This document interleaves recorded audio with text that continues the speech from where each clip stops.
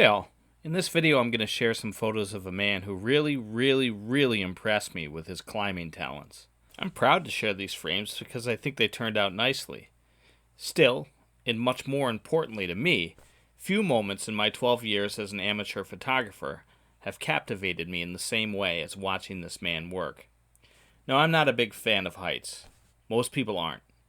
I've spent a decent deal of time on ladders in the last few years, but I'm really never that comfortable on them. Even if I'm just hanging Christmas lights on my porch or painting the siding, if I'm more than 10 feet up in the air, I get this nervous feeling. It takes a special breed of people to work up in the air. Several years ago, I went to the observation deck of the CN Tower in Toronto, and I found myself just almost in a panic. And I was perfectly safe up there.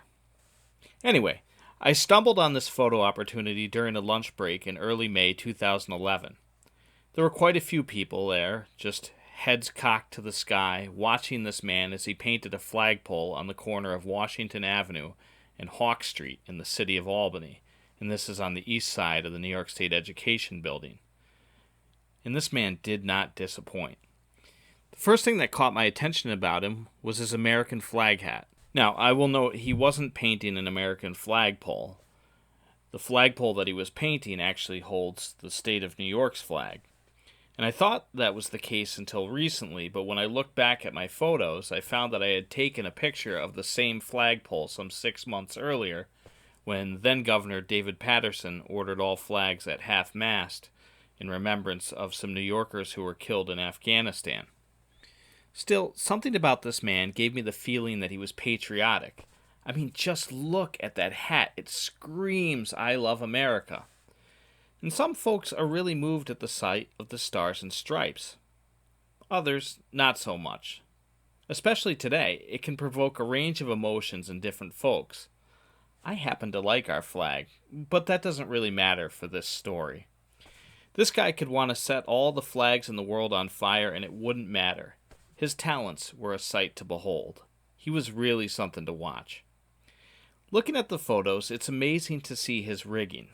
This man brought himself all the way to the top of the pole on a little wooden seat, and he worked his way downwards. It looks to me like he felt as comfortable as he could be, evidenced by the intense look of concentration on his face, and also the way he managed to balance that cigarette as he worked his way down towards the ground. As you can see, there was a lot of rust to paint over, and it goes without saying that nobody really appreciates a flagpole, but instead they regard the cloth that it hoists. But to see this man maneuver around the pole was really a treat. Some people are just really good at what they do. I wish I could be as good at something as the way that this man was painting this flagpole. All of us on the street that day who were watching him were mightily impressed. Looking at this photo years on, I still am. Well, thanks for letting me share these photos with you. I hope you enjoyed them, and take care.